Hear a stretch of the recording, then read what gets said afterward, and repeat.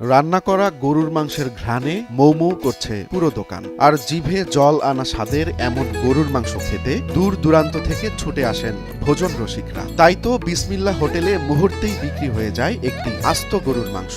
মাংসপ্রেমীরাও ব্যতিক্রমী স্বাদের এই গরুর মাংস খেয়ে তৃপ্তির ঢেকুর তোলেন।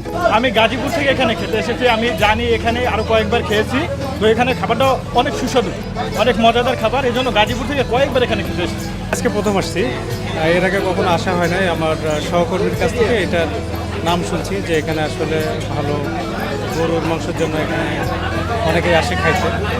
তো চিন্তা করলাম পাশে যেহেতু আমি উত্তরায় থাকি, সেক্ষেত্রে একটু টেস্ট করে দেখিয়ে জায়গায় কেমন। উত্তরার যে কোনো অফিসিয়াল অনুষ্ঠানে বাংলা খাবারের ক্ষেত্রে সবার পছন্দের শীর্ষে থাকে এই রেস্তোরাঁটি। ভাবির হোটেল নামে বেশি পরিচিত এই রেস্তোরাঁটিতে ব্যতিক্রমী স্বাদের গরুর মাংসের জন্য ছুটে আসেন ক্রেতারা। আজকে আমরা একটা অফিসিয়াল প্রোগ্রামে আসছি আর কি। এখানে আমাদের অফিসের কলিগরা সবাই আসছি, সিটি অনলাইন লিমিটেড থেকে। সবাই একসাথে লাঞ্চ করবো সেই উপলক্ষে আর কি।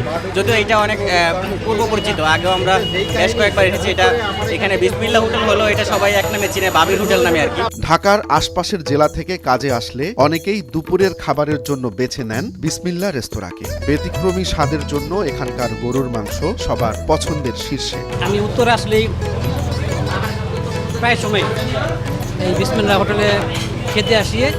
এর কারণ হলো এখানকার